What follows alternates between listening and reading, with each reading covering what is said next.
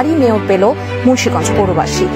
এদিকে মুন্সিগঞ্জ পৌরসভার উপনির্বাচনে মেয়র হিসেবে বেসরকারিভাবে নির্বাচিত হয়েছেন চৌধুরী ফারিয়া আফরিন।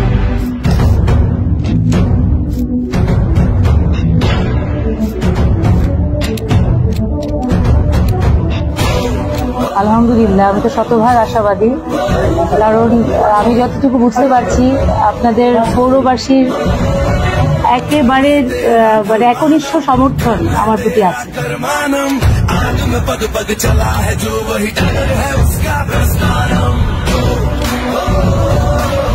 সবাইকে আসসালামু আলাইকুম।